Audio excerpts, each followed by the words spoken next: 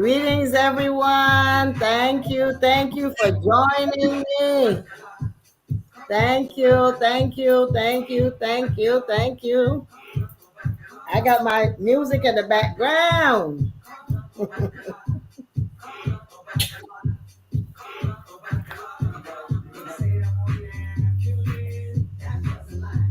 They said I would be. That was a lie. They said I would be happy. That was a lie. Cause so bacala got my back. Your Odu is your club. Welcome, everyone.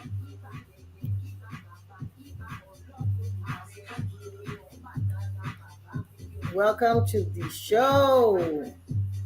I see Kiki Rockstar is on. Thank you for joining us. Wanda Lacole, Alafia. Janice Bon Jovi, Alafia. Yes, we are here in the studio with Yaya Fini. Ask Yaya Fini show talking about Ibeji and children. Aboru Aboye, oh yes. Ogbo Ato Ashure Wari Phone. Tiffany Francis, Ekale, Salo, Alafia. Thank you everyone for joining us today. Love, compassion, and love. Compassion. Let ring my bell. Welcome to the show. Efunlayo, Dr. Fakemi, Nisha Thomas. Then why feeling all right? So tell me when the world is. Where is Ibeji?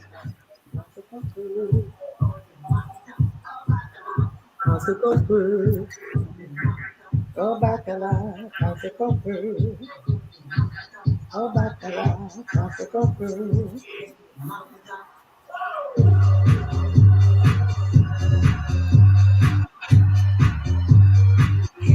Nisha says she can't see herself.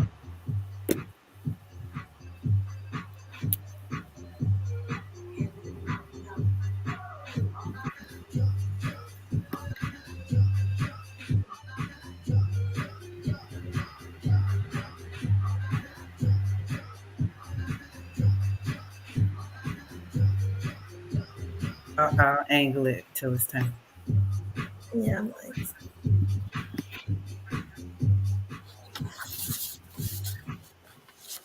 Welcome. Eka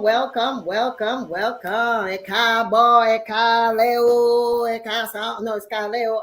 Eka song some places and Eka ro other places.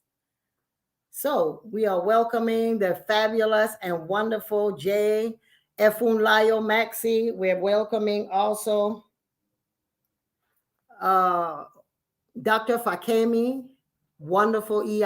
Just a wonderful one. We're going to learn a little bit about our guests in a minute. And Ifa will always be rebirthing is on and letting everyone in as they come into the platform. Thank you. Today is a wonderful day. We are speaking on the Orisa Ibeji and the children's rites of passage.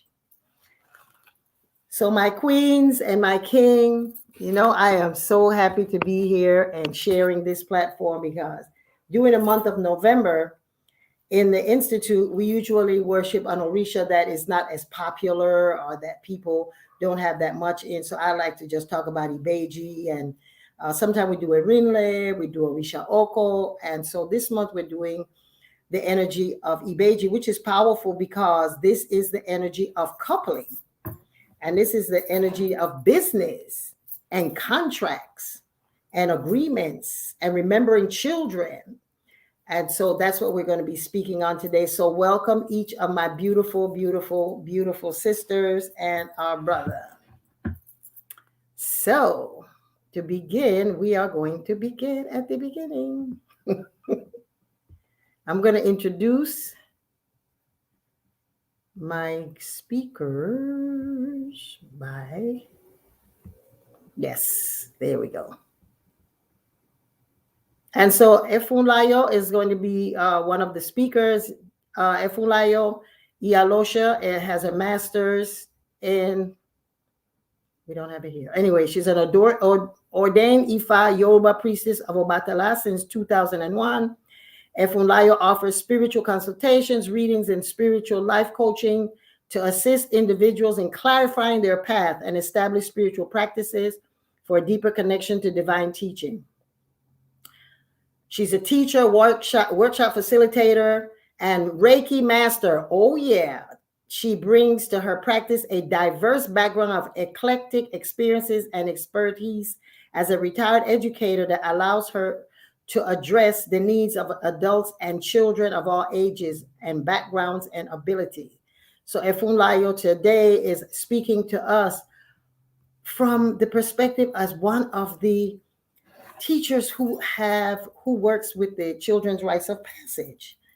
And that's what we're going to be speaking as well. The next person that we'll be speaking on is y'all are bearing with me. It's going to be Dr. Keisha Holly Johnson, PhD, also known as Dr. Fakemi, is a licensed clinical psychologist in the state of Texas and a national registered health service provider in psychology. Dr. Fakemi is the founder of Jacob's Ladder Psychological Services in the metropolitan area of Houston, Texas, in 2013, after noticing a need to provide quality mental health services to underprivileged populations. She started this in 2013. She has more than 15 years of experience and passion for working specifically with minority population with a variety of mental health issues, including acculturation and adjustment difficulty and trauma. So welcome to our show. And her beautiful daughter is one of the students of the Children's Rites of Passage, which we'll be speaking about today. Her name is Jalaine Allison, also known as Ifas Sanu, and she's 16 years old and a student of the Children's Rites of Passage. So we want to welcome you. Next, we have Nisha Thomas, is a financial coach. She teaches women how to manage their finances, get unstuck from a paycheck to paycheck cycle, and transform their lives to build the most rewarding relationship with money. She's also the author of Men Your Mind, Mind Your Money, 40 Proven Tips to Financial Freedom. These are my guests today, and we are very excited about what's going to happen with us today. So today I want to speak on Ibeji. And why is it that we're speaking on Ibeji and the children? Because Ibeji is the Orisa that in the Yoruba pantheon is the Orisa of twin and twinning. And it's one of the Orishas that children celebrate as, and we are going to see later on as we speak, how I have with us we have rituals and ceremonies that you can do in your home to bring the energy of Ibeji in. And if you know it, what I will speak on is in the book, Orisha New World Black Gods, John Mason shared with us a very valuable information on the function of the Ibeji. He states that Ibeji makes concrete the idea of cleaved spirit of the mirror of the image of one spirit that inhabits and animates two people. So it's one spirit that animates both. Sometimes identical bodies, Ibeji represent the duality of man. They represent the idea that a man is made up of two opposing yet complementary forces, and destruction and construction is of positive and negative energy. And so the Ibejis are forces that we have in nature always working together, are twinning simultaneously. One is the male aspect of us and one is the female aspect of us. And so when we are, everything begins at one, like the Odu Okana, so they say the world begins with one, right? And in all scriptures, in the beginning, there was one. And then that finds its coupling and becomes two, and that two becomes four, that four becomes eight. and then 16, and on and on. So with the Ibeji, they represent for us an opportunity for us to look at life as a mirror. Everything that we see, we've never seen ourselves, and we've spoken of that before. We've never actually seen ourselves. We have seen a reflection of us in a mirror, but we've never seen ourselves. So actually, when we are working together in trying to find ourselves, the best reflection of us is other people or outside of us. Because sometimes the reflection of us come back so true that you're like, that's not me. You ought to go back and null and void it, erase it. But when we look at it and we say, well, why is this happening for me? You know, why is this happening to me, or why is it happening through me? Is so that we can have an opportunity to look at ourselves and accept ourselves as perfect, and that the reflection that is God. God is reflecting where it wants us to go, the next level that it wants us to go to. And so in the twinning, there's always going to be that opposing energy that comes to us and comes through us.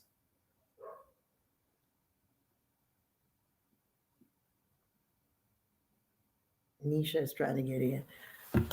And so with the this time of the year where the season has changed, and Oya is still ruling us and causing us to have some changes and go into some realities. A lot of stuff is going to come up now. This is the time that people are thinking in terms of coupling, because the weather's getting warm. We want to snuggle up. This is the time where it's the end of the year. We want to reflect and see, okay, what did we miss? Why our business is not doing as well as we would be doing? What is it that I could do? Because, you know, at the end of the year is just coming down, and you're thinking about how could you have done it better or differently or something to that effect. And so this is a good time for us to do Ibeji, because when we look at Ibeji, we recognize that in the coupling is actually you birthing again, you becoming another extension of yourself. And so with the Ibeji, I'm going back and reading what John Mason said. They represent the idea that man is made up of two opposing complementary. So we are complementary. We need each other to move forward. Elegba and Ibeji both associate with children and guarding the home. Elegba and Eshu forces two opposing forces to work together in harmony or suffer the consequences. Ibeji is the visible incarnation of two working in harmony as one. They're the most stunning example of mankind's being able to share with godlike ability to create wonder. It is said that they are the children of Shango, and that's when I will go into the Odu of Ejiogbe and speak in terms of the spiritual aspect of Shango. When I should say, in the beginning, as my music says, in the beginning, before twins were celebrated, twins were looked at as some type of abnormality, because human beings gave birth to just one baby at a time. Animals gave birth to multiples. And so they believed that the people believed that when a woman had a twin or triplet, she was having sex with animals. Look at the ignorance, right? And so we have to evolve as human beings. And so it's always going to be put on the lady. It's kind of weird, right? And so it is believed that the Yoruba people believe that that was strange and weird, because you're only supposed to have one at a time. That's the normal. Then abnormal, and what the Ibeji represent for us is the magic. For me, when I work with my Ibeji shrine, it represents to me something that is magical, that is different, that is out of the ordinary. That's why Ibeji is the energy that you can create a fantastic business. If any of y'all are having challenges with your business and your business plan and finding partnering, this is the time. This is the time to make it happen.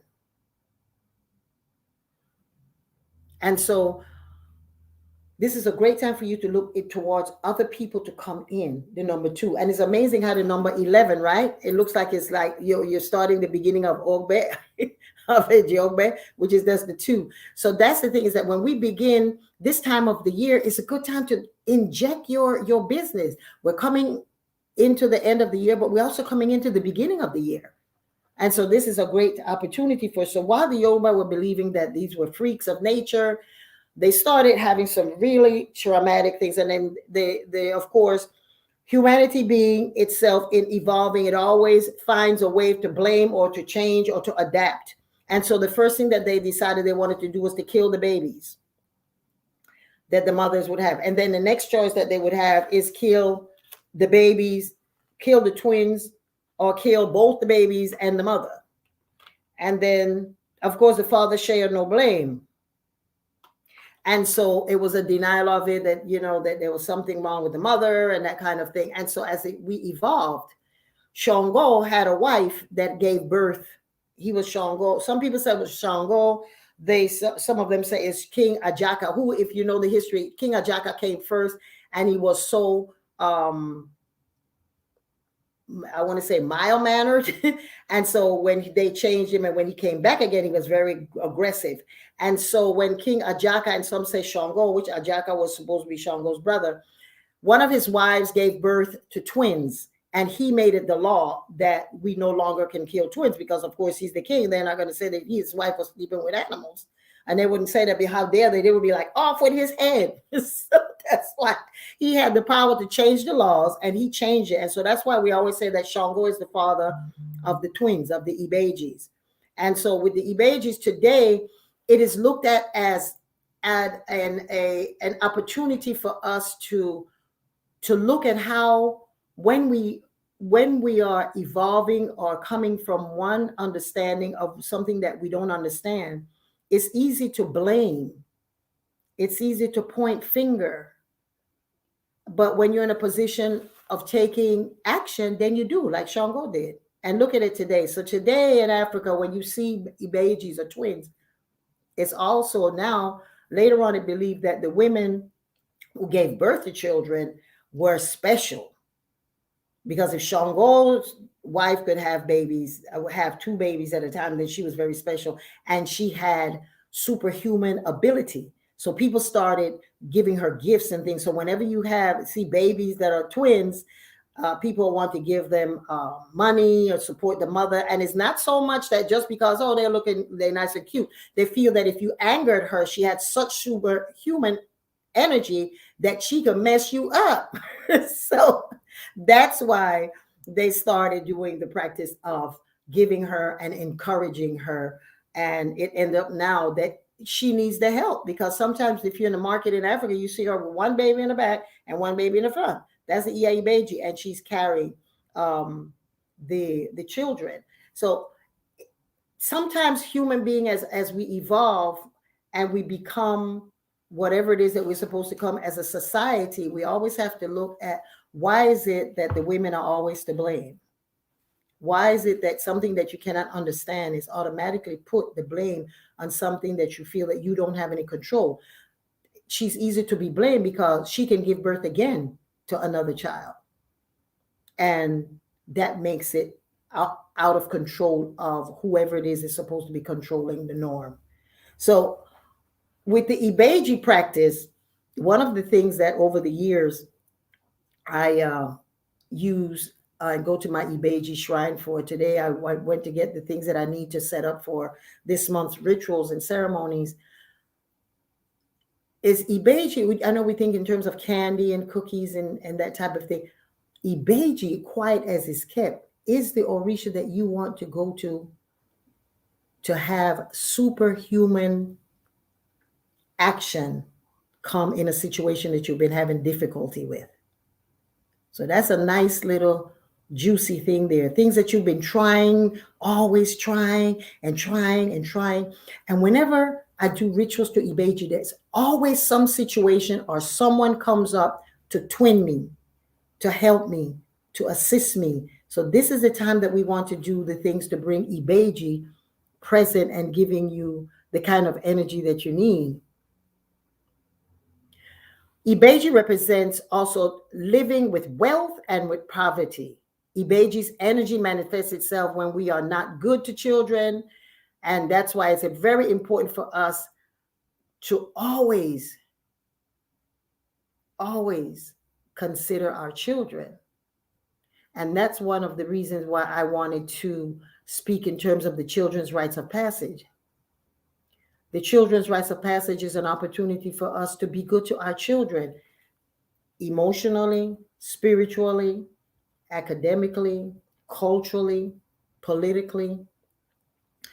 In all nine of our souls, the children are going to be a reflection of the new birthing of us.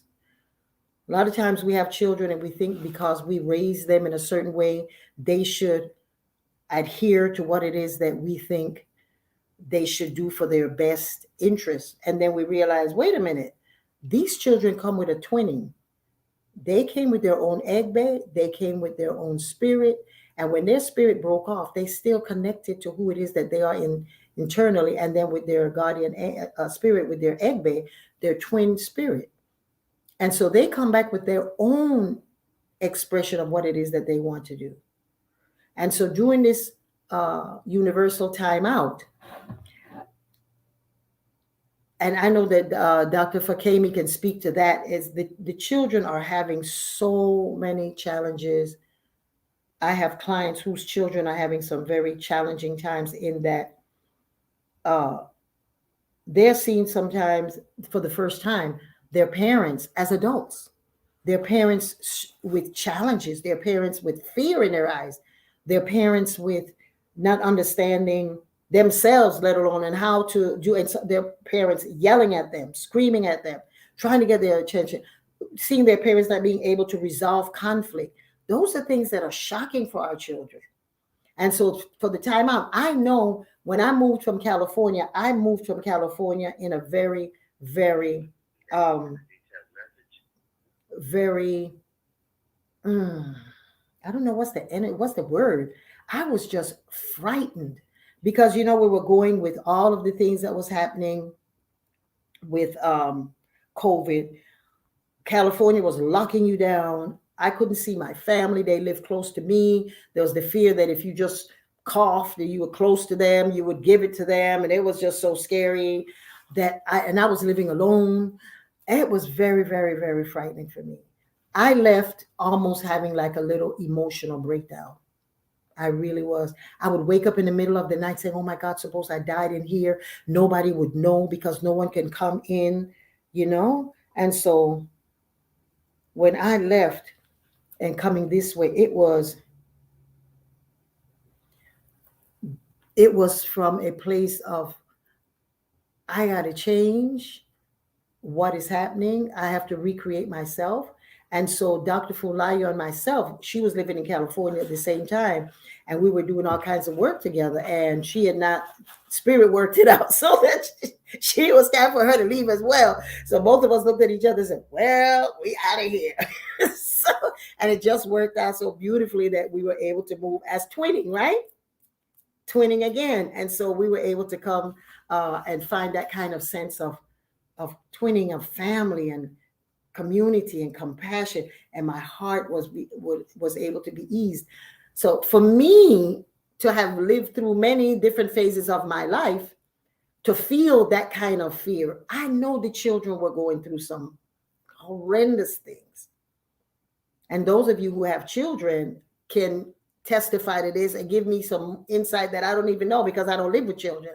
I see my grandchildren, at different times, but to live with a child and them looking at you and you don't know what's happening and you have to look at them and they know when you're lying, they know when you're telling the truth, they know when when you are frightened, they know all of that. So it's kind of scary that,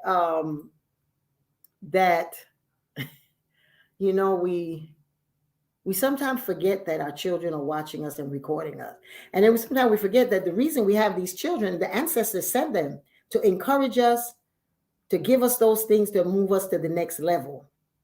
And in that moment, sometime in the frustration, we forget it. We say, y'all are children, get dressed, move. And they're like, no, we're not moving. We are not putting on our shoes. And right now, I don't know where my shoes are. And you have the teenagers, they're slipping out the window. All the stuff that we did, the children are doing. But now they're doing it from a place of fear, more so than just children being, creative. So that's why I wanted to speak in terms of the Ibejis and the children, in knowing that when we think of the Ibeji in ritual sense, we have this beautiful thing that we have to celebrate all children. because Ibeji represent the potentiality of children to live forever, to be the witnessers of great thing, of magic. And so I wanted to bring the children's rites of passage forward as the Ask Ayafini show today, because we have with us some of the staff, some of the teachers, we have parents. As a matter of fact, we have one of the students that's going to be with us. I'm so excited for her to speak and for her mom to speak and for some of the teachers to speak with us. So I am going to open up right now and just ask us to move forward with this. And thank you, ladies and gentlemen, for coming in and be a part of this fabulous, wonderful, wonderful program. The Rites of Passage program came to us, oh my God, years ago. I can't even remember how long. Maybe if Fulaya could even remember that. And we were doing it. The first Rites of Passage was like in Dallas, Texas, when I had an egg bay there. And then after that, then we had it in Jamaica when I lived in Jamaica. So wherever there are children, we're always trying to find a way for them to mirror their parents. And so whenever we're teaching the different classes and that for the parents, we always want to have the children there witnessing the progression of their parents, because a lot of the people who are coming into this practice are coming because they're leaving one way of life to another way of life. And as the adults learn, the children had to learn to get adjusted so that they will have that same kind of balance. So that's how the program came to be. We had children in the Egg Bay in Dallas, and we started with that. And then everywhere that we went, there were always children in the community. And then it became a program. And now we have children who have been through it over 20 years ago. And sometimes they come on as teachers. Sometimes they come on as speaking to the success of their lives from the children's rites of passage. And they're now adults with their own children. We have two families who their children, their parents went through it and their children went through it now. So it's just beautiful. And the youngest one is now on his way to college. So that's a grandchild of the program that's going through this. So that's how long we've been doing the children's rites of passage. I just kind of quiet in terms of the popularity of it because people perhaps don't know it, and sometimes we don't share as much about it. And that's why I think it's so important for us to do that now, because the children are coming out. They need to know their history. They need to know themselves culturally, politically, sexually, personally, politically. The children have to know how to use the tools to tap in, to know who they are and whose they are, so that when they're meeting the stage of their lives where they're mirroring their friends, and perhaps the friends are mirroring frustration in their own life, and sometimes it takes us to a place where our children start feeling insecure or not good enough or not well, and then start copying what it is. Because this is the season and the stage of their life is to find their coupling, their grouping, their reflection. So thank you very much. And so we will start with Efunlayo, Efunlayo priestess, Efunlayo, fantastic diviner, and now a Akashic record master Reiki, my Reiki teacher, my Reiki madrina. So thank you. Efulayo Ayolaye Maxi, please forward. Alafi, everyone. Thank you, Iolode. And I just started with the Akashic Records, not a master. You will be. So I've been working with the Children's Rites of Passage program for quite some time. And one of the roles that I take on right now is I help to coordinate the program, work with the teachers, and connect with the parents. And so it's an amazing, amazing program that, has helped so many children, but also many, many parents, helping them to understand how they can explain African spirituality to their children, helping them to find the words to be able to have those conversations about why we're coming from whatever practice they may have had, or maybe they hadn't had a spiritual practice, into having a practice as a family and beginning to help themselves and their children support. So the Rites of Passage program follows a model, as Iolode alluded to, for the self-empowerment intensive experience.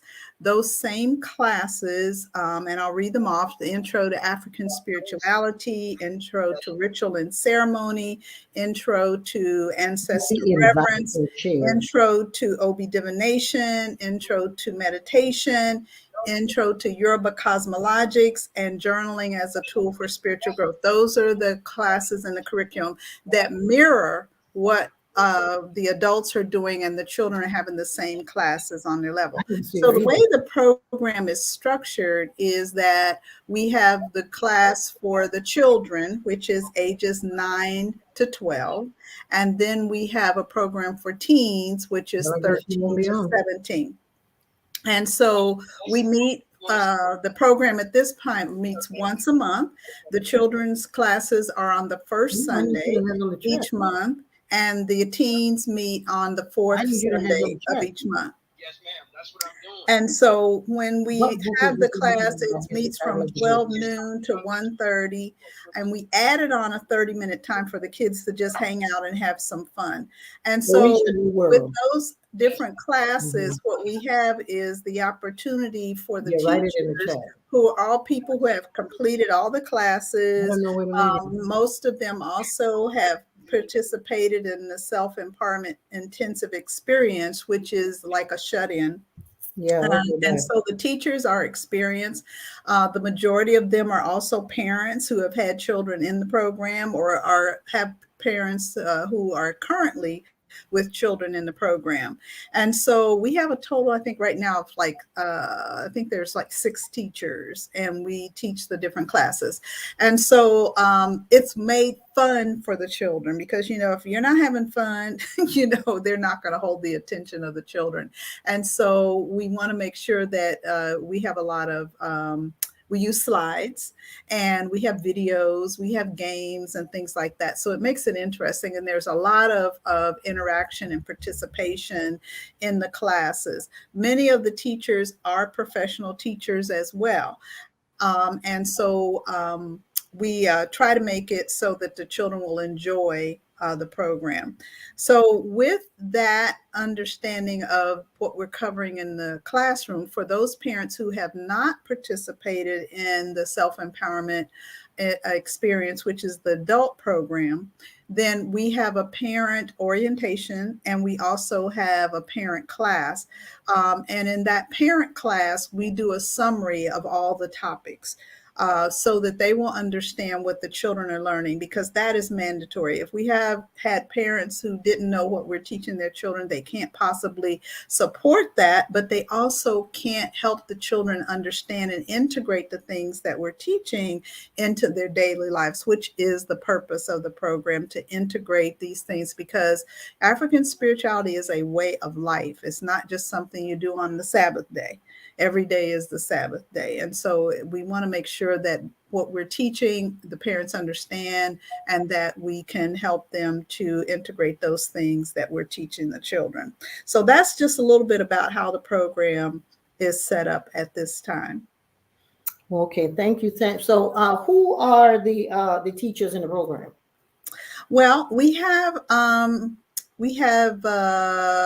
like I think 6 teachers. We have one male, and he happens to be a parent who his children went through the program, and his grandchildren have been through the program. And he also has, in addition to being a teacher, he has been a facilitator at the retreat for the Rites of Passage program. And the remainder are women. And out of the remaining teachers, all of them have children who have either completed the program or are currently in the program. Myself, my grandson is participating in the program at this time, and I'm one of the staff as well. Thank you very much. Thank you very much. You're welcome. That's wonderful. Thank you so much, Efulaya, for sharing that with us. Okay, so we are going to now, because Nisha seems like she's having a challenge coming in. So I don't know, maybe Spirit is, Spirit is always in control. So we are going to call and Dr. Fakemi and her beautiful daughter. Oh my gosh, she's so gorgeous. Ooh. Dr. Fakemi, please come forward. And I want to ask you, what prompted you to enroll your daughter in the ROP program? So first, Abora Boy Abashishe, yay. I'm so anxious I lost my manners. Please tell us a little bit about you. What brings you here? I'm just jumping all over the place. It's an honor to be here. So the reason I decided to enroll my daughter into your wonderful program is for some of the things that you mentioned earlier about the effects of the pandemic on our children. And so I noticed some things with my daughter. Number one, she was having insomnia, just was not able to get any sleep whatsoever. A lot of anxiety and boredom, just, honestly, just boredom. And so she wasn't able to be, as active. We didn't have the external activities and things that we usually could do. We were all just shut into the house. So not only that, she was feeding off the energies that were in the house because we were anxious as well. We didn't really know what was going on. So she's a little bit of an empath. So she's feeling everything. So I was really heavy into my own spiritual practices. She also became very interested in the spiritual practices as well. And the Children's Rites of Passage program is just obviously giving her more in-depth training in this area. And so she has done wonderful. Again, she's currently a student in there. I'm gonna allow her to talk about her own experience. But one of the things that I noticed as she was going through the program is that she was getting other skills. Now, as a psychologist, you think you know all this stuff about emotional health or mental health. And I was thinking I was giving her all the things, all the tools that she needed. I'm telling you, my tools weren't really working. Or these are things that she's known for years. And so they didn't have the same effect. And so she needed something deeper. Just honestly, she needed something deeper. She needed other tools, spiritual tools that this Children's Rites of Passage was able to provide for her. And just like I mentioned to you all earlier, she's a changed young lady. First of all, she's sleeping well. She doesn't let things bother her as much. And there seems to be a lot more peace, just even within the house, because she seems to be a lot more stable, because as she'll talk about, she's throwing her OB, she's saying prayers, she's doing all the things that she needs to do to keep herself together. So I'm just so thankful again for everything that you all do. This program is wonderful. I can't shout it out enough that everybody needs to enroll their children in this program, especially if they're looking for something a little deeper. Something deeper than what is normally offered out there for them. Okay. Yeah. Okay. How long has she been enrolled in the program? It's been about 6 months or so? Yeah. A little bit over 6 months. Okay. Absolutely. So we are going to speak to the beautiful. Go ahead. Beautiful worshiper who is now sleeping and throwing Obi and asking her mom, and telling her mom that my Obi says I don't need to go to school today. Right. And the mother is saying, my Obis are bigger than your Obis. You are going to school today. Absolutely. Absolutely. Wow. Abora Boy Abushishe again. So tell us a little bit about you, who you are, and your age, and what makes you so beautiful and so confident that you felt good enough that you want to share. I'm just humbled. Well, hi, my name is Jelaine Allison, and my Ifa name is Ifa Sanu. I'm 16 years old. I currently just received my hand in Ifa. And I am a Junior in high school. A junior in high school. An intellectual student. And recently I've just started to lean more in spirituality and have more trust in myself and faith in the divine, ancestors, all of that, because I wasn't, my mom's a psychologist, and I wasn't getting everything I needed from her lectures. And I said, wow, this ain't working anymore. So after joining the Rites of Passage classes, it helped enhance the knowledge that I've kind of received a little bit from joining an ELA. And it made me also really happy of just the social interaction from the classes. I loved seeing other beautiful Black students, young ones just like me, who are kind of trying to make their way into the world. And it was cool to interact and just exchange that knowledge back and forth with each other and expounding on ways how we can make our future better.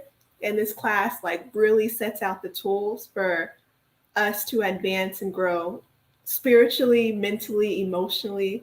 Um, One of my favorite things about the class is that all the teachers are so passionate with helping us, and they're very, very good at teaching. Like they're very, very good at their job, and they keep us engaged very often. And I've learned so much more. Like shout out to my favorite class was the OB divination class. That was my favorite class.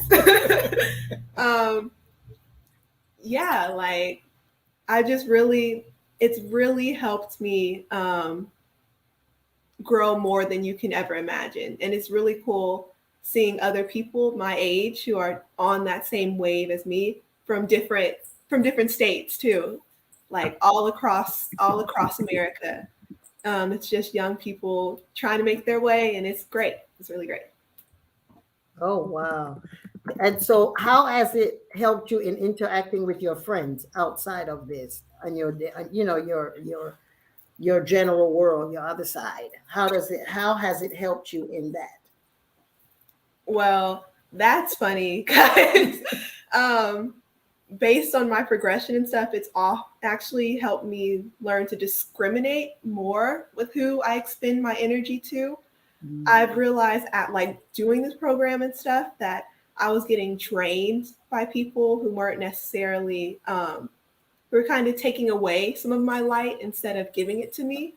And I've learned about reciprocal relationships and exchanging good energy back and forth and knowledge. And it's helped me. One is that I used to be very argumentative, and I've changed a lot from that. And I've just learned to kind of shut my mouth a little bit more and to just be more mature and be the bigger person and keep my composure.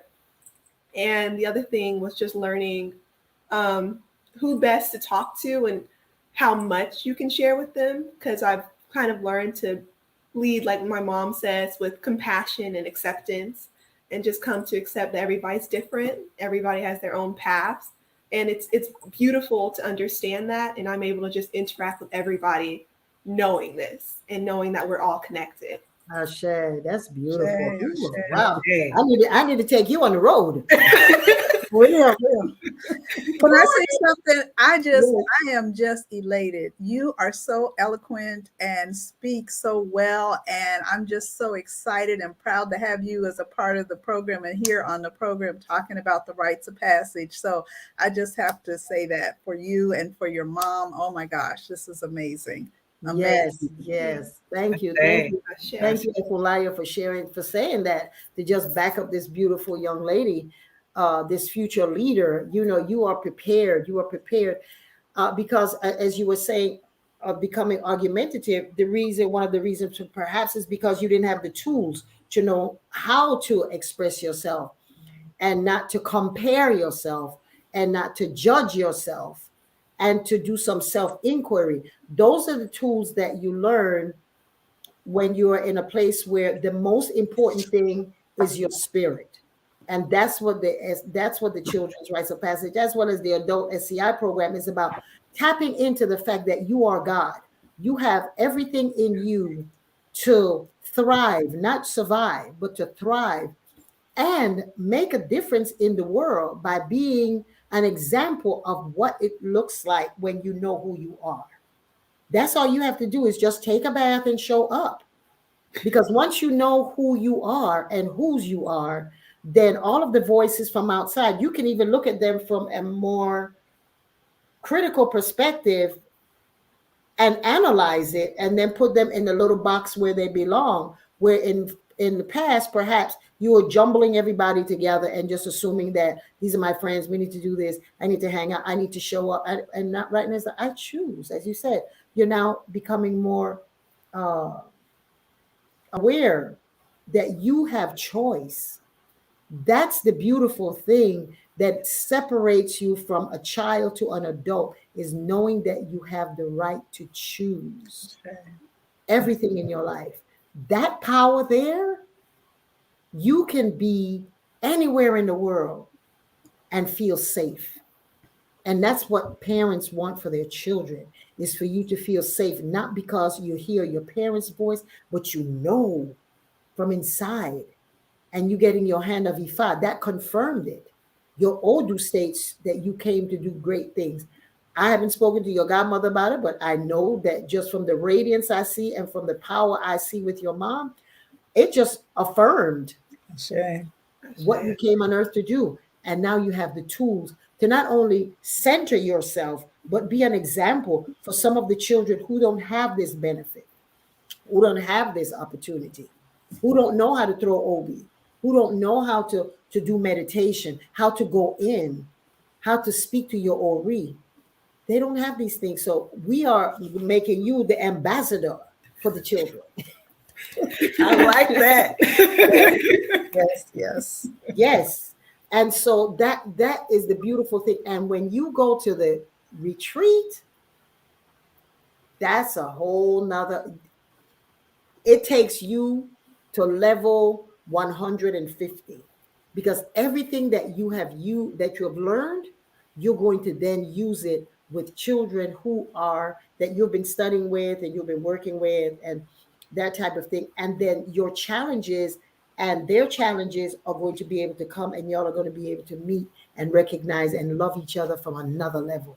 That's the beauty of when we have the retreat. It is so amazing, because we have little conflicts and y'all resolve it and working together. And we just encourage you to use the tools. Use the tools. Just use the tools. With the teachers don't come in, the facilitators don't come in and says, okay, y'all need to squash this. No, use the tool. What would you, and we don't have this opportunity in college where you can. I remember when I was in the dorm and I wish I had the skills. We had one student that in our dorm, my freshman year, every night she got drunk and was coming through the window. And we felt that it was our responsibility to open up the window to let her in so we wouldn't get in trouble. We took it upon ourselves to do that, which was very frustrating. We didn't like it, but we didn't know how to say, look, we are not going to do this anymore, and put her, make her responsible for her actions. And so we were codependent with that. We were helping her to do something that we know was destructive, because we were thinking that it was going to help us, and it's helping. That we don't have those skills. We don't have those kinds of tools when you're going through college, high school, junior high school. Sometime on your job, you don't even know how to resolve a conflict. You just start, people start blurting out whatever, walking out the office, quitting their jobs, because they don't have the tools necessary to realize that person may be just reflecting something that has nothing to do with me. Yes. And to know it and to do it and know it in that moment, not later on when you go home, not in hindsight, but right there. And when you have the tools that you have, young lady, as an ambassador to the program, to this new generation, when you walk into anything, my dear, I'm speaking words of power over you. Anything that you decide you want to do, you have the tools to rise, because you are always going to be this brightest light in that room, because you have been fed, you're nurtured from the breast of your ancestral knowledge and power as to how to become a full woman, a full queen, how to become a lady. And when we look at some of the music videos and the things, what we see, that's how I look with it, with a very critical eye. And I realize why some of the actions of some of the people who have the power to make a difference in the community don't know it and just throw their blessing away and influence the young people. But with people like you as an ambassador, you are able to then ascertain what you won't do, but also encourage other girls. Why is it that what they're doing, perhaps they can look at it in a different way? That's amazing. That's amazing. At 16 years old, trust me, when you go to the retreat is 6 days, and each day is another challenge that you will go through, how to get along, how to be harmonious, how to protect yourself, how to cook from raw, not turning on the stove, how to survive, how to thrive. I don't want to give any of the little cute things away, but just from scratch, how to eat, how to fix your food, how to the whole how to prepare it, how to load a gun, what is your body like, show you your body, embrace it, all aspects of you, the female students and the males. And that's why we don't have the program where the male students and the female students, the program is separate, because we're totally immersed in being a woman. And a man cannot teach a woman how to be a woman. And you cannot learn how to be a woman when you're being distracted by the opposite sex. And so with the males, it's the same thing, totally by men. So anatomy classes, total anatomy classes, where we can go from kindergarten to 12th grade to college, and we don't have an anatomy class of our own body. We see a graph. And the first time we look at our bodies as the beauty and the power that it has, and the different parts of the components of your body. When you see that, you own your body. You know who you are. No one can violate you. You know the sacredness of who you are. The program is amazing, amazing. We have within the program, when you go to the retreat, the lady that does the anatomy class, this is what she teaches. She teaches. She's a teacher of anatomy. So she comes from it from experience of letting you know exactly what your body is going through and why it's going through this and the emotions that goes with it. This is not in a book. This is you directly one-on-one. It's a beautiful experience. And the same thing with the men, the young men. Why is their voice changing? Why is it that they wake up and they have moods and different things? And why is it important for them to get up and jog and to run and to burn because of the testosterone that's in it? All of the program is fantastic. It's an amazing program. But when you come out of the retreat, my sister, we taking you on the road. I love it. I love it. Talk to your mama and let you go and speak, because the way that you speak, such eloquence, such confidence, and added with the tools that you have as an African woman, descended, known her destiny, understands every aspect, introduction to African spirituality, to ritual. You understand ritual. You understand the power of being African. You understand the different types of human beings. Who is why is it that, what is the development of human beings? What makes us as African descended people who we are, so that when we're in a room with other people, we know, we don't compare. We just know how to be with ourselves, and they can learn from our energy. Sister, you're going to tear up this world. You're going to be all of that.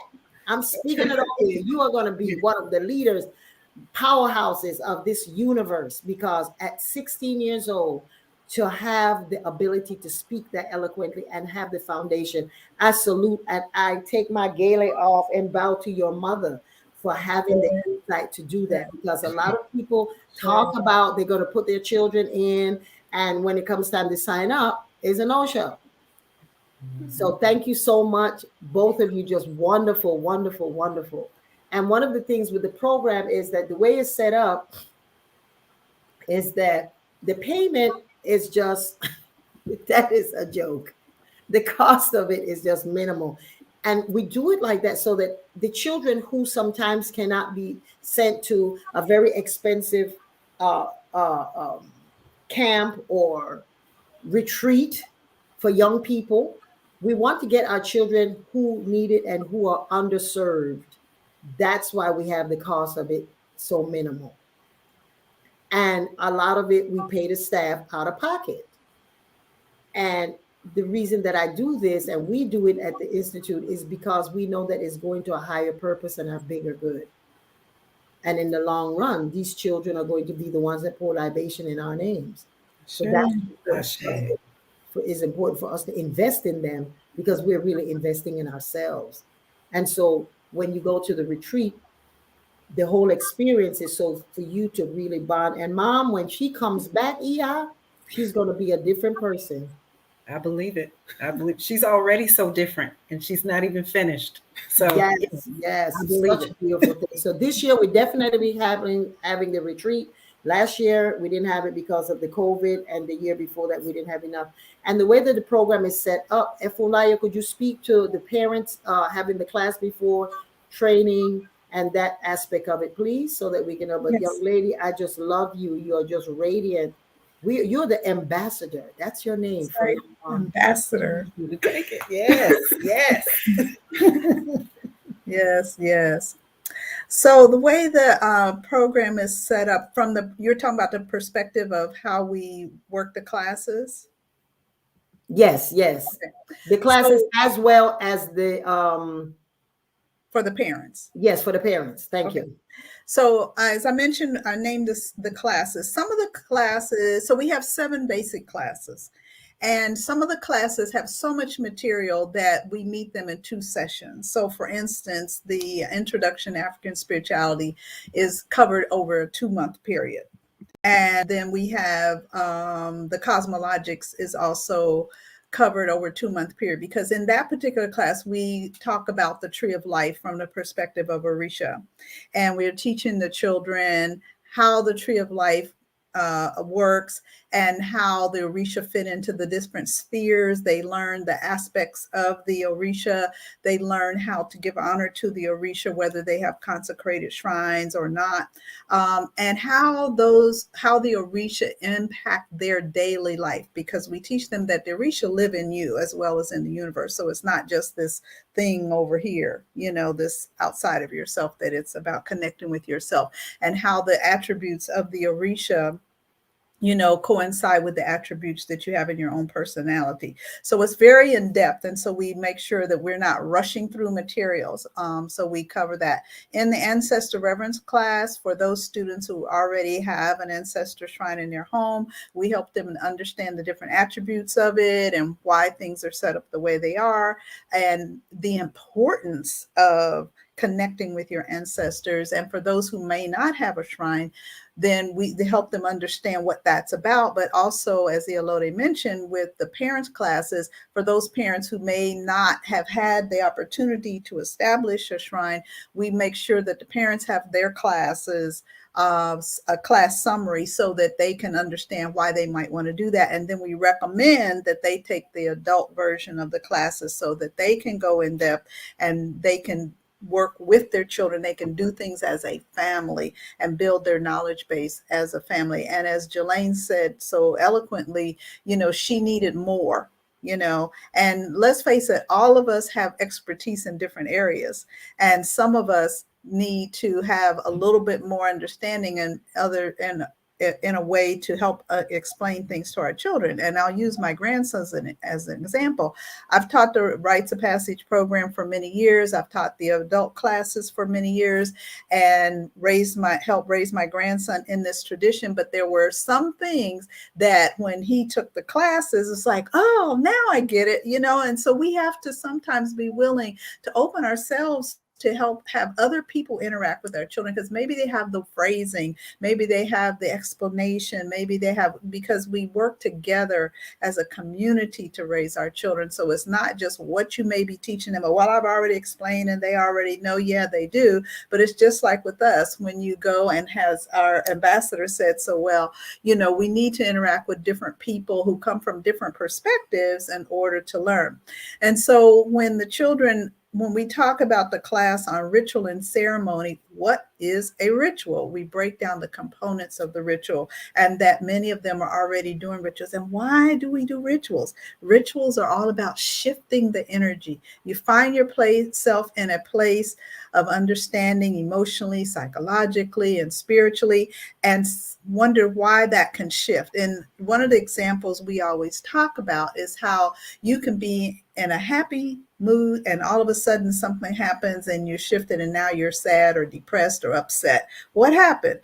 something happened. The energy that you're sending out into the universe and the energy that you're meeting in the universe shifted your frequency. And so to get back to that place of equilibrium, you have to do ritual. Maybe the ritual is that you put on some music to help change you. Maybe you do a spiritual bath. Maybe you smudge. Maybe you do a meditation. So there's all manner of things, and there are different levels of ritual as well.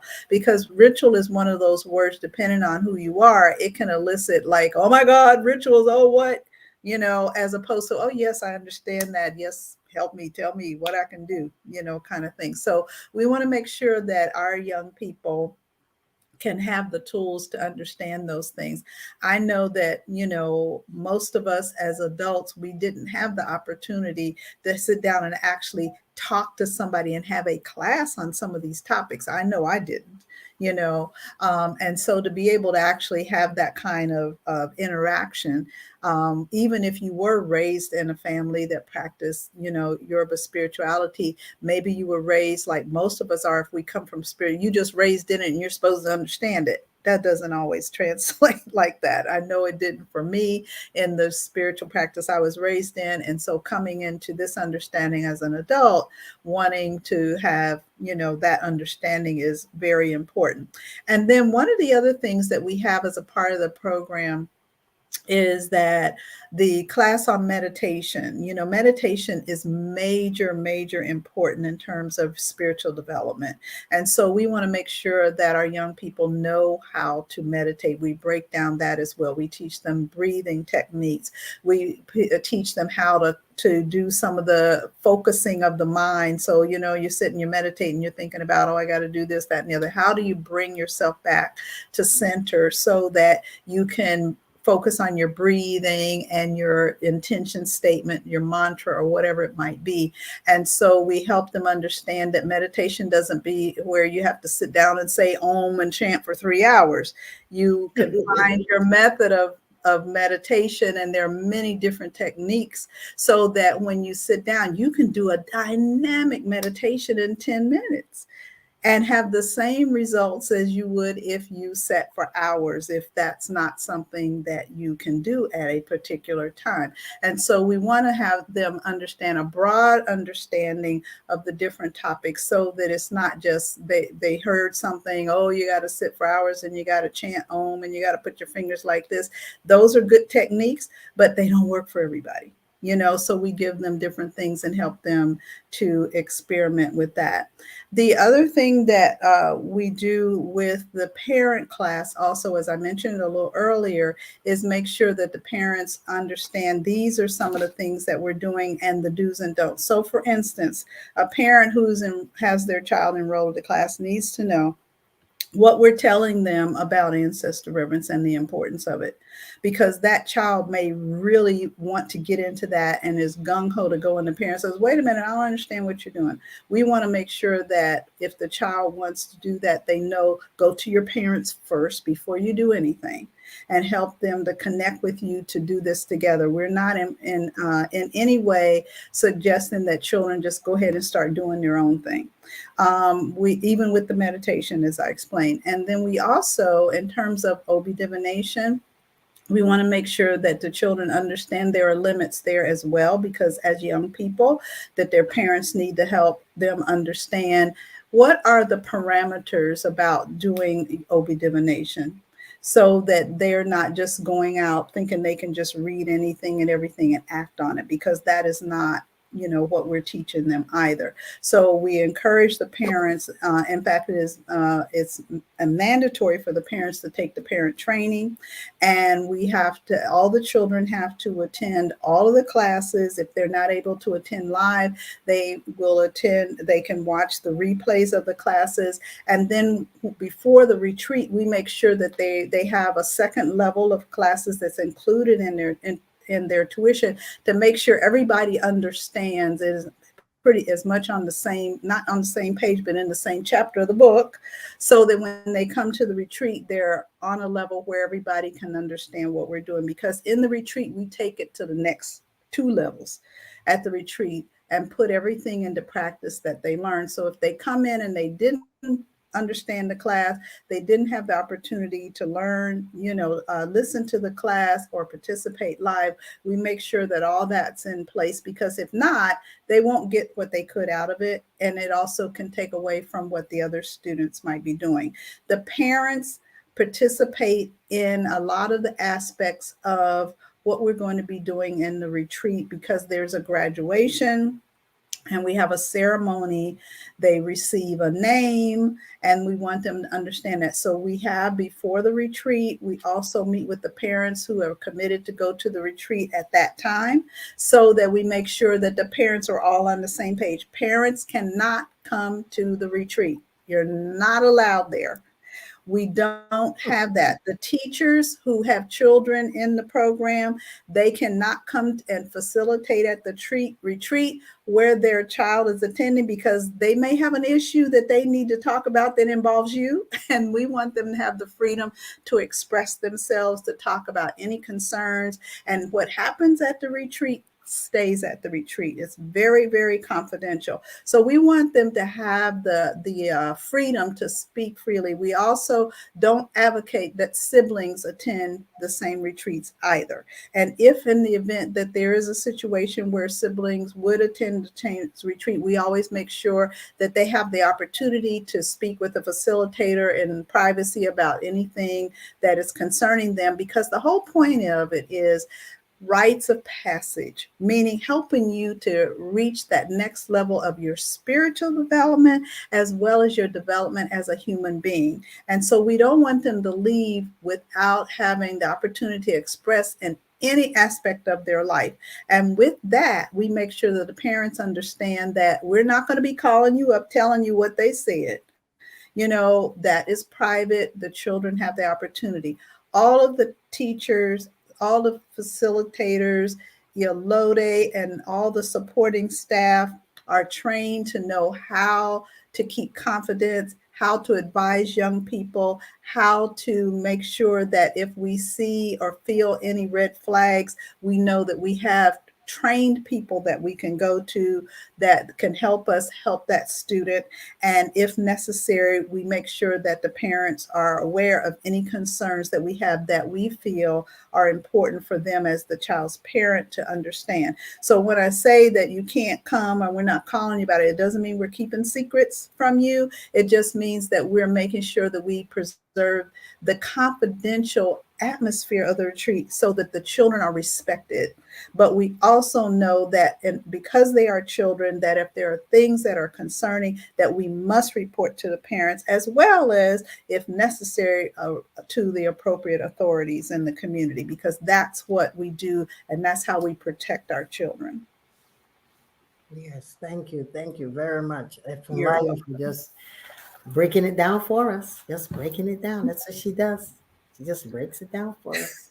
And I love this program. I love it. And that's why I've worked with it so long, and grateful for the opportunity that Yolode gave me many years to be one of the teachers for the program, because I recognize the importance of it, and the fact that, I just sometimes think of myself and say, wow, if I had had this when I was a child. But everything happens for a reason, so I get it as an adult. And so each time you get to participate, you get to understand yourself and your life a little more.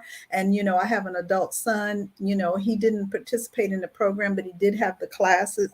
He didn't get to go to the retreat, but his son is participating. My grandson is participating in the program and will participate in the retreat. So it's just a wonderful thing to know that there's this resource available to us at a truly, truly nominal fee. And a lot of the teachers don't even take the salary that's offered to them. They donate it right back into the program because they believe in the program and they want to support the program so that it can be affordable. Thank you. Thank you very much. And I'm just so grateful for the staff that is just phenomenal. These are people who are invested in changing the world. That's why they're in the program. The teachers, some of the teachers are parents, as if like you always saying, and they're as passionate as I am about this thing of, giving our children the tools that they need to just walk through the world and just walk in, just show up.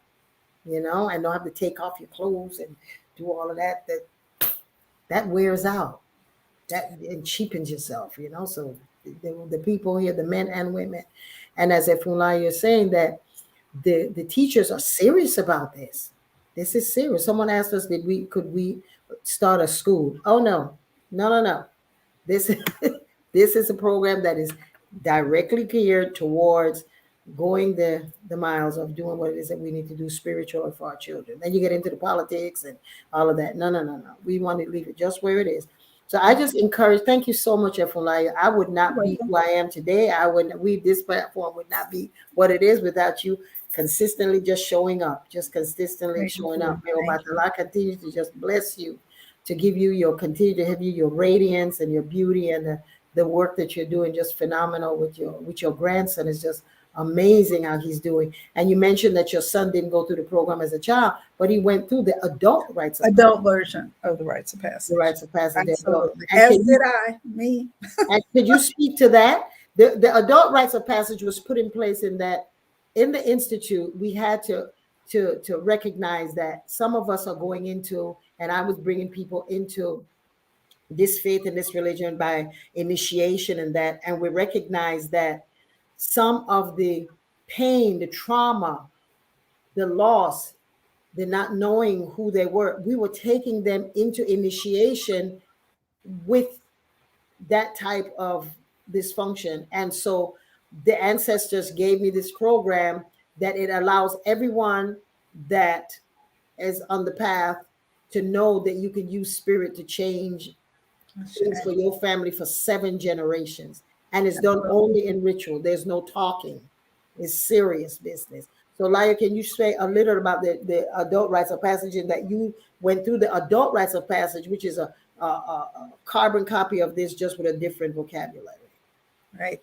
Well, I also want to say that I remember when I first met you many, many years ago, and you were talking. We had the curriculum, and we were taking the classes from you, and you were planning one of the children's rites of passage. And I remember the Egbe that I was a part of at that time in Ohio, we were saying, well, we didn't get to have a rites of passage when we were young. Why can't we have a rites of passage? And I remember having that conversation, because it was like, when understanding what that process can do for a young person, we're like, wait a minute, is it too late for us? And thank goodness Spirit came and spoke to you and developed the adult rites of passage program. And for me, as a older person at the time, it allowed me to deal with some of my issues that I had never had an opportunity to deal with and face in my life. As the Elode said, this is not where you come and sit down and talk. No, it's not about that. You do the talking in the classes and you learn in the classes. When you come to the retreat, it's all about the rituals. And so you actually connect with your own ancestors to understand who they were, how you're connected to them, and even dealing with the things that you may have thought about yourself that they reflect back to you in ritual space. And so it's all about healing. It's all about peeling off the layers of what you've learned in society, what you've learned in your family, and getting down to the bare bones of who you are as a person, as a spiritual being. And so in the ritual space, it allows for Spirit to nurture you and to reflect to you who you are and who you truly want to become. Because, in life, we learn a lot of stuff, and not everything that we learn is profitable to our evolution. And so we have to sometimes do a lot of unlearning. And so for me, in the rites of passage classes, and then culminating in the adult retreat, it helped me to be clearer about who I was, get rid of a lot of the misconceptions I had about what life was about who I was, and get clarity. I knew when I was searching for understanding, when I discovered and came into African spirituality, I knew there had to be more to life than what I had been experiencing. And so even with coming in and understanding that, to go to the next level of my evolution, I had to be able to, as the Elota used the phrase, reinvent myself. But reinvent myself not from an intellectual perspective, but from a spiritual perspective. That's what the rites of passage allows for children to do, because even though, yes, they're children and they're in this young body, their spirits are old and eternal. So it goes hand in hand, but we have to approach them in such a way because of their evolution in this incarnation. Does that make sense? Okay. And so as adults, it's the same thing. You know, I may be in this older body and my spirit is eternal. And so I'm a child and an adult all in one experience. I hope that makes sense too. Yes. And so the rites of passage helps you to bring all that together because you are locked down in retreat in ritual space, so that it's not like, oh, you leave every day and go to work and you have to go out there and deal with all of that and then come back. No, you stay there for the 5 days, I believe we're doing now. And you can just totally go within because you don't have to say, oh, I got to go, I got to get to the job, or I got to answer this email. No, everything is shut off from you so that you can focus. And that is amazing. How many of us have an opportunity to do even that, you know? And so with that understanding, of going through the experience of being able to go within, connect with spirit in a safe place and be able to speak my truth, it allows the freedom to grow and to develop more as a human being. I never miss a retreat, never. Because as a graduate of the retreat, you can be invited back to be a facilitator. And I've been very blessed. Thank you, Elodie, for always allowing me to come back to be a facilitator, because in coming back as a facilitator, you get to go to another level of your own development. So I hope that's what you were looking. Yes, that's exactly what I wanted you to wonderfully speak to. That's awesome. The retreat, as if you're saying, it's not a kumbaya where we just sit and says, oh my gosh, this is beautiful. No, most of the time you're not speaking. Sometimes, some days you don't see. You're not allowed to even see. The power of this, that I don't know if there's anybody else doing that out there whose ancestors allowed this. You are in a state of possession for 2 days straight. We don't do with Orisa. It's not an Orisa thing. This is total ego, total lockdown, dark. Go into that place, because the aim is to heal 7 generations in ritual space. So sometimes 3 generations back, you have an experience that an enslaved ancestor jumps through you, and we have to acknowledge who it is and don't think this person is coming out of a bag they want to sling at someone. It's physical. It is life transforming. The ancestor gave me this in a cave in Jamaica. I was minding my own business, and they're like, boom. They gave me the seals and everything that we use. And you are able to go through this. And we encourage the young people, when they reach the age of 18, they can go to the adult one, which then deeps with them, because as children, we don't emphasize so much the possession aspect of it. But with the adults, you go deep. You go to a place where you face those demons, know that they're not demons.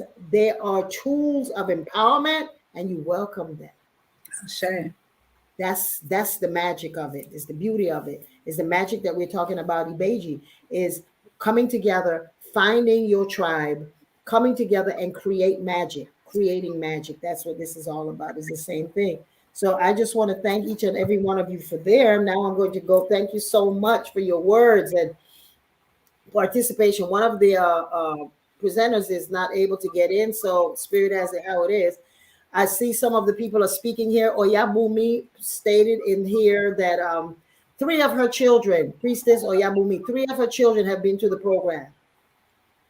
Yes, all 3 of them have been through the program. Just amazing. And some of the people are asking, are there any scholarships?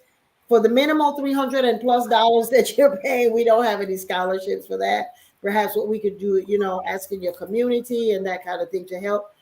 There are people asking for the adult rites of passage, as well as information on where they can get more information on it. Go to my website, yayafidi.com. All of it is there. Registration is open for the children's rites of passage. The adult rites of passage begins in January. And this year we're definitely, we're going to have the adult rites of passage because COVID is hopefully lifting. We couldn't do it because it's so much direct contact that we couldn't do it because it's a little bit too personal. You have to touch and cry and heal, and if someone is possessed, you have to be able to recognize what it is. So it's a lot of work. So and it's physical, and you have to touch. And because of the COVID situation, we couldn't do it. But this year we're having it. We're having rules to procedures to prepare for it, to make sure that you're COVID free and that kind of thing. So feel free to do. If you know any child that would benefit from this, I encourage you that are listening to reach out and do this for them.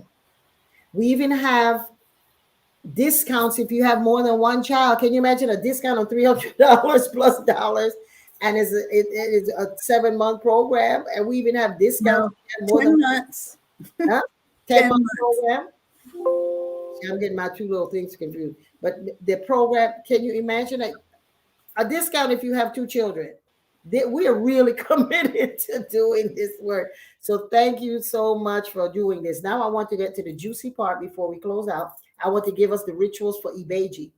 Setting up a ritual for Ibeji. For those of us who are twins or who lost a twin, this is very important because though your twin may not be here in a physical, the fact that you were 1 and made 2 and 1 left, there's always that energy that supported you those 9 months. So you are a twin. You always are a twin.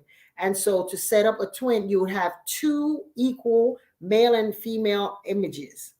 You can have dolls, you can have a carving, you can put a picture, anything that represents the duality in your home. And that's one of the things that you would want to do what happened? They went off? Are they there? Okay. But anyway, so I wanted to just share with you some of the rituals.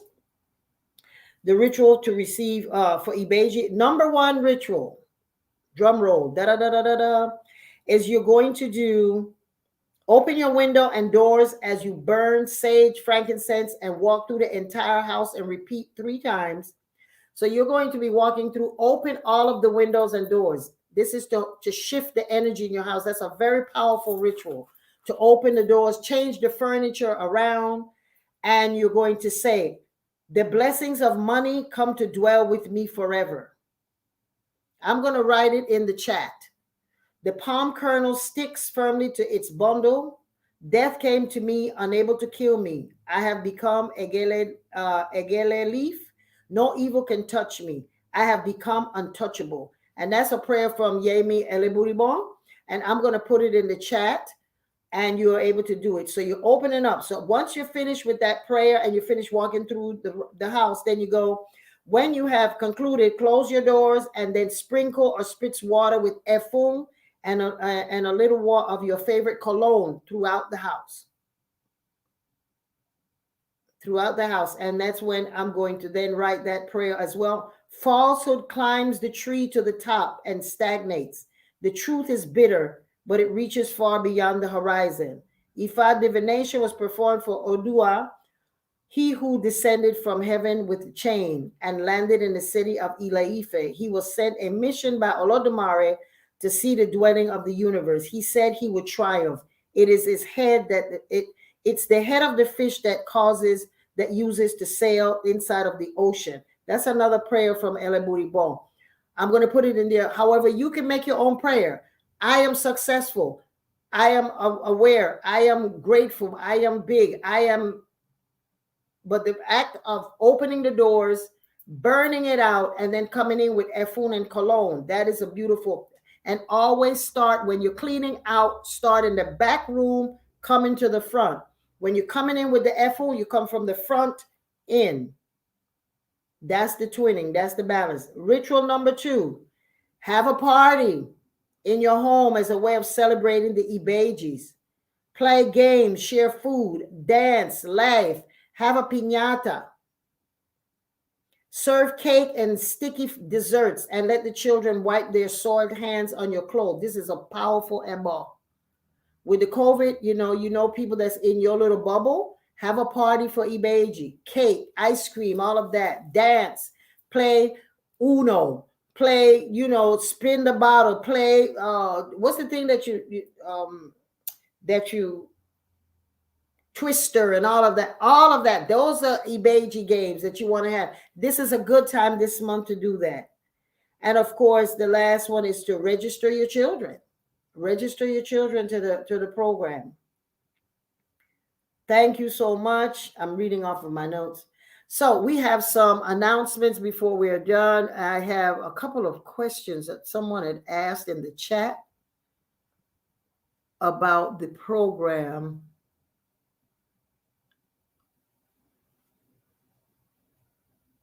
Someone said that when you finish come on, I got to stop what I'm doing. Someone said they come from an Ibeji family. That's awesome. Then my family in Cuba was reaching out to us saying, "Oh, Efulaya, you look wonderful. Please call us." That was Pita. China was talking.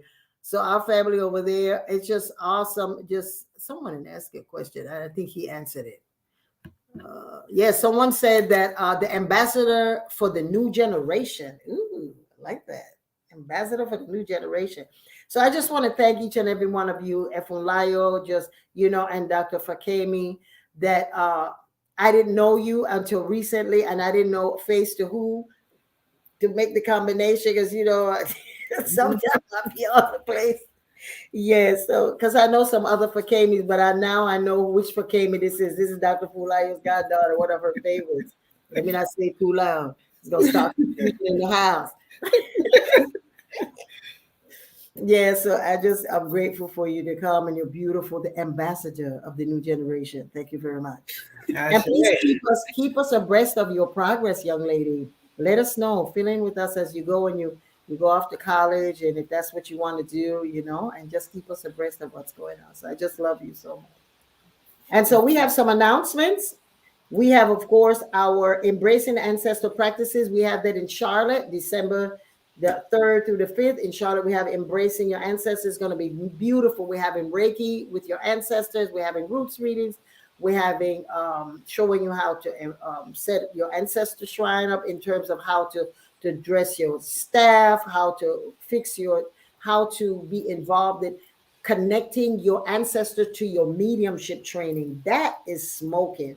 So that's what we're doing December the 3rd to the 5th. And it's going to be Efunlayo, of course, the gracious Efunlayo here. We're going to have Oyabumi, and we're having Oshalami, another Obatala priestess, and that is going to be, we are the facilitators of it. It's a 3-day program. When you're finished, we're giving you the herbs to use to call your ancestors, the dances, the music, the chants, all of that is going to be done. We also have the mediumship training, starts on the 9th. This is the new mediumship, starts on the 9th. We have the level 2 mediumship starts on the 13th of both of November. And of course, we have the class on Ore IIASK. If you're a friend of the Institute, class on the 18th, we're talking about receiving Elekes, Orisa initiation process. What is a godparent? What's the relationship that you have with godparents? So there's a whole platform that if you have not seen the Ore IIASK, join it and learn these things so you can know that you don't Google how to get a godparent or show up for a reading and say, I just felt the connection to you. I want you to be my godmama. It doesn't work like that. I had a couple of clients that went to the Botanica and bought their set of Elekes and put them on.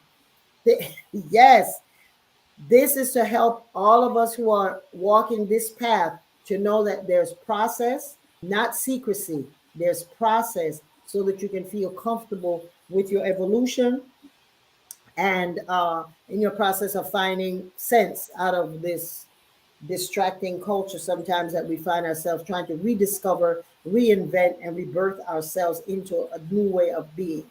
Thank you so much. In closing, what would each one of you like to say, please? Well, I would like to say thank you for having me on the program and sharing the podium with you, Iolode, and Dr. Bakemi and her beautiful, eloquent ambassador for the future generations, Jelaine. And give yourself a gift. Enroll your children in the children's rights and teens rites of passage, and enroll yourself in the adult program as well. Study together. Yes, yes, yes, yes, yes. Again, just want to say thank you for having us on the show. It's been wonderful. And I just want to tell everybody, if they are looking for something deeper, something more meaningful, to definitely enroll in IIASK, all of the programs, beautiful programs that Iolode has for us. Definitely worth the investment. Invest in yourself. Invest in yourself. Sure. Ashe, thank you so much. One ritual that I forgot to say is when you set up your ancestor, your because I'm reading this stuff from here. One of the things, if you have an Ibeji shrine, you want to cook something very, very special, and you're going to cook something very special for the shrine and cover the pot with money for 16 days, and you can spend it after. And so you're going to cook something very special for Ibeji, put it to the Ibeji. For those of you who have the Ibeji, cover your Ibeji with money for 16 days after you make the food offering. So those are people who have the shrine of Ibeji, or who have the altars, or have the effigy, that have the carvings, that have the pot, that have the shrine. Cover it with money for 16 days and watch how that works. I forgot to put it in there to write it down. That's a miracle one there. People be calling you like, oh, you'll be like, oh my God, I can't answer anymore. Yes, yes, yes. So wonderful time. This was awesome. This was amazing. I'm sending this now to be put in the chat. So maybe you all want to come back into the chat. I'm sending it to the young man that's handling the chat for me. And so he will be able to put it there for you. And so on closing out, we're going to go out with a chant to Ibeji. And that's how we're going to go out. Omo beji, omo pio karere, kere kere ya. Omo beji, omo pio karere, kere kere ya. Alagbana, omo pio karere, kere kere ya. Omo beji, omo pio karere, kere kere ya. And what I'm saying is that Ibeji is love.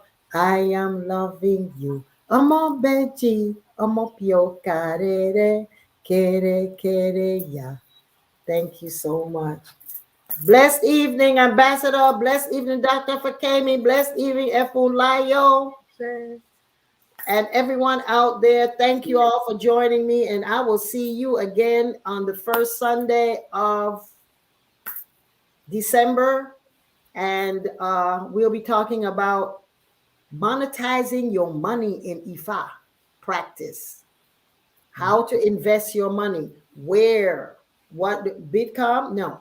What to do with your money as a practitioner. How to invest it. How to buy. How to be the gentrification of the old neighborhood. How to get in there and buy several houses. So that's what we'll be talking about in preparation for the new year.